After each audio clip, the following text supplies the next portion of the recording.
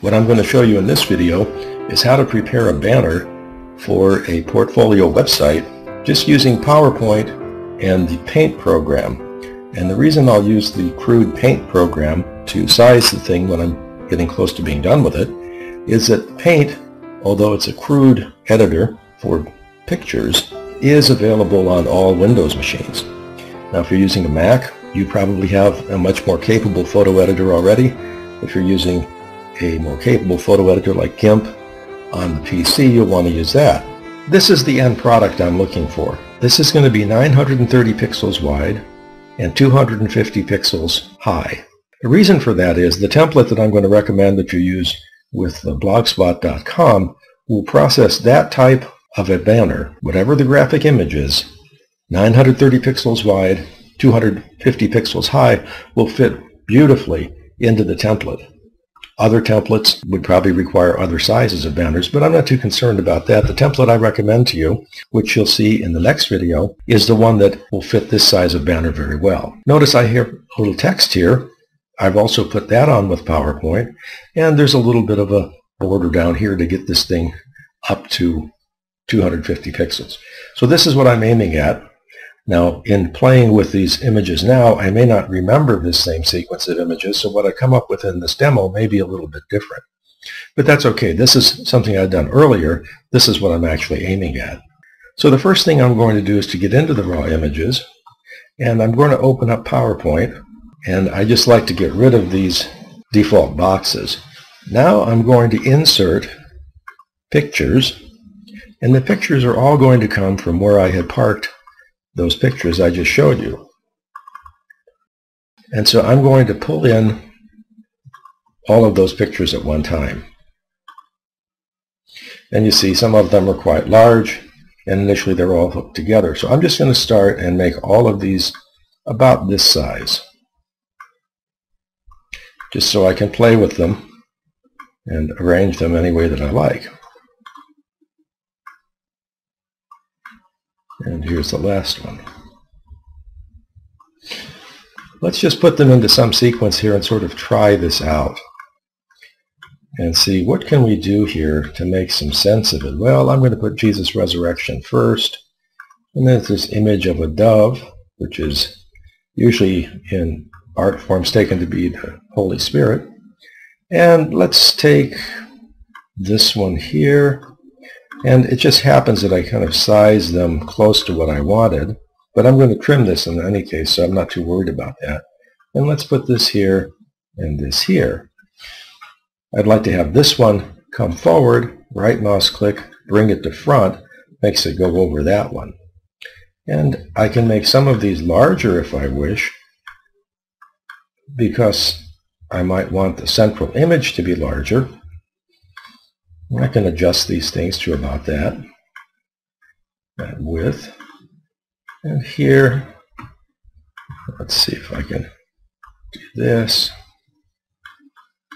And I'm not too concerned about these things being irregularly spaced. That is, the borders not being very nice, because I'm going to crop this thing to get exactly what I want. So let's assume that I have kind of laid these out in a way that is pleasing to me. What do I do now? I'm guessing that this is going to be about the right size for a banner. So what I'm going to do, aside from saving this, just so that I'm not going to lose things if I have a mistake come up, I'll just leave it the same name there. It doesn't really matter. Okay, let's go down here and present this. I actually think this banner is going to be a little less than optimally high. And it seems to me that the words that I want to put in are probably going to be a little in conflict with this. So I'm going to press Escape, and I'll go over here and I'll adjust this thing so that I can get this to be pretty much what I want. I want to be able to put some lettering up here. And I notice this is a little bit too narrow this way, but I'll take care of that in a different way. Let's present it. Now let's do Shift Print Screen. That takes a copy of what's ever on my desktop, and it's going to let me paste that into something else. So I'm going to press Escape. Now I'm going to go to a photo editor that I use just to show you, for starters, how this works. then instead I'll go into Paint. I use Paint Shop Pro, which is an old program. When I do Control V, it pastes this in.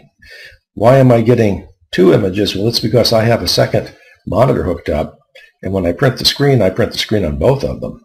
This is the only one I'm interested in. In this editor, and in most photo editors, I can go over here and I can start cropping. And if you notice down here in the lower left corner, it's giving me an indication of how big the cropped area actually is. So I'm going here and I'm going to see just where 930 comes and where 250 comes. And I can see I've got a bit of a problem here. So I will expand this just a bit. Make sure I'm in crop. I'm going to go here and just sort of take a stab at it. And I can see that I've really got to be about out to here to be 930, so I'm a little too narrow. And in this way too, I'm a little bit lacking. So I really want to go back and fix this thing. I want to go back into PowerPoint. I really need to make this thing bigger in this dimension and wider. So let me try that. I can go all the way out to here. Something like that might work better. In fact, let's do this here. And this bird then. Let's take this picture, and I actually want to crop it. I'm going to go to Format and Crop. And now it's as if I'm chopping off without distorting the proportions of anything. So if I do something like this, I can also crop this one. Maybe I want to bring it over just a bit like this to show something more dramatic on the right-hand side. Something like that. And let's make these big enough.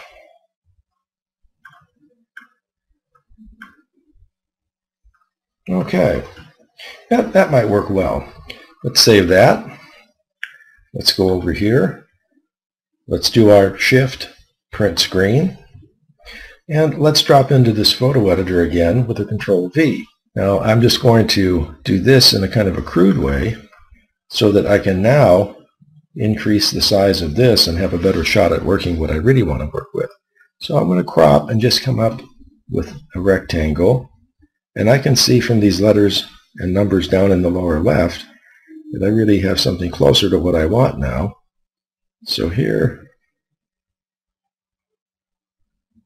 930 by 250. And in this editor, I can move this box around. Now, I've still got a bit of a problem here. It seems that, well, I've got kind of, look at that. Right down here, I've got a bit of a problem. In this editor, what I would do about that is probably something like this. I will crop this, and then down here, I think I would just use a function such as this to paint this area in instead of trying to go all the way back to the slide and fix it up. And that's just kind of a hodgepodge. And you'll notice here I still do have kind of a problem in this area because I really didn't do a very good job.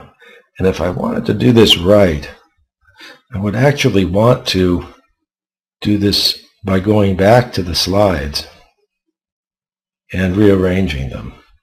But in the interest of this discussion here, I'm just showing you a way to kind of clean up our mistake this way, kind of quick. And you'd have to judge for yourself whether this is really the way that you want to handle this. But let's see what we've got here. All right, I really did have some messes involved in this. Here, I notice I've also got that border not quite right. So I'll just clean this one up by copying from an area and sort of filling it in. Okay, I'd say that looks pretty good.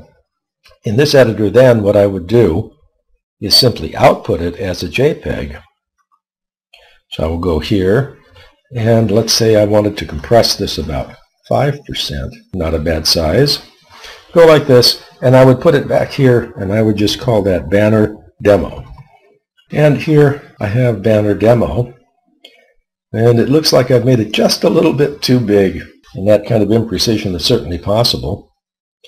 I'm going to open this once again with Paint Shop Pro, and this gives me the opportunity to demonstrate something else that programs like this usually do. I can see image information here, and I can see that it's 1 pixel too high. I really would like to make this exactly 930 pixels. So what I'm going to do is resize to 930 by 250. And I might have had to take this aspect ratio off of here in order to make that happen, but you'll see it is shrunk very slightly vertically. Now I would save that as my banner demo 2, let's say, and just remember to use banner demo 2. And so here I see banner demo 2, and if I preview that, I see the image that I want, and it's clean around the edges. Oh, but I forgot. I didn't put the text in here. Well, let's do this. Let's get back into PowerPoint. This is a handier time to do this as well. Let's now insert that banner demo 2.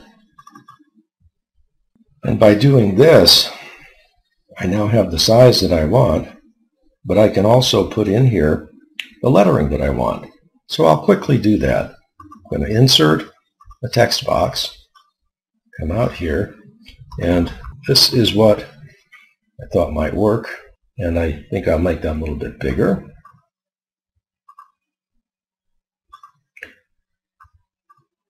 And then let's put this down here where I had in mind to put it. And in this case, it would be much better for me to make those letters white so that they show up pretty well. And I might just want to adjust this slightly so that all the letters are in some area that's darker behind. Now let's put in Marvin's name by Marvin Olvera. But I wanted to make the name smaller. So let's do this. Go down to maybe something like that. Okay, if I wanted to put this into here, which might be kind of nice, I'll do this, and I'll put this down here, also in the dark area. But it might be nicer if it's more subtle, and let's say over here. Okay, something like that. Let's save this once again. Now let's see what happens when I present this. I'm hoping that this has remained the same size, but it might not. Let's do the Shift Print screen. Let's go back into our photo editor. Let's do the rough cut first. And then let's go in here and do this final. So let's see if I go from there to there. Well, now it's gotten to be slightly bigger.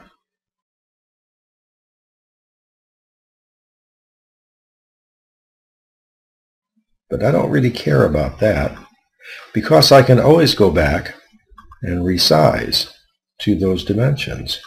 And now I get back to 930 by 250. There's one more refinement we might do with some editors.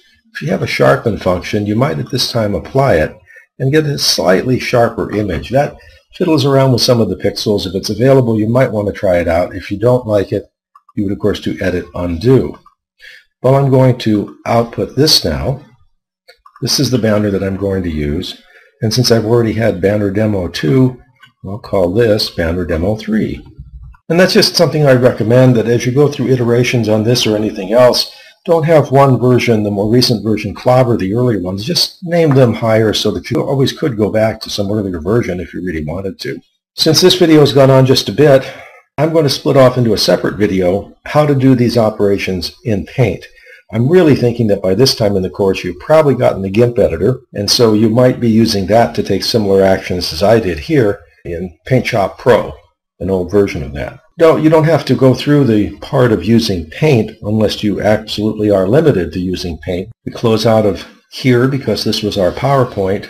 We'll go back and we can see Banner Demo 3, right mouse click and preview here in Windows 7, and you'll see that's the banner that I need. In the next video, in the main sequence, I'll show you how to put this video into a blog page that we create for the purpose of housing the videos here. In your case, it will be housing the items that make up a career portfolio, as I've described to you in the example with Albert Russell, fictitious person, that appeared in an earlier video in the formation of his career portfolio. So go on to either the paint video, or if you're comfortable with this form of editing, then go on to the formation of the career portfolio site. I just thought I would show you what the ultimate product of this demonstration looks like. Here's the template that I'm going to suggest that you use. I'll scroll down just a bit. You can see the pages are not very long. So a site like this actually is rather simple. These pages are just static pages. This first page is the only page that actually can accumulate comments, if you even want to have this page accumulate comments. A blog normally would do that, but there is a way to shut the comments off.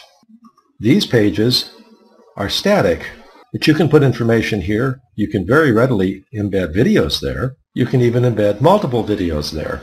Putting videos up is the primary reason for the site that I'm showing you here.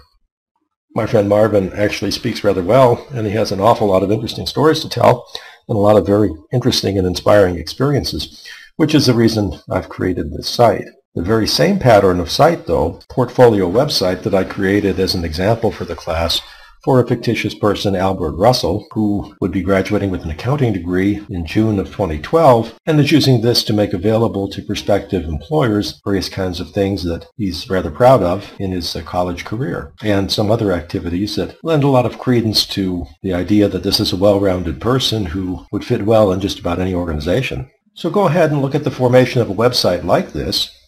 Here's two examples for different purposes, and start envisioning what you might put up here in this banner in a career portfolio website of your own.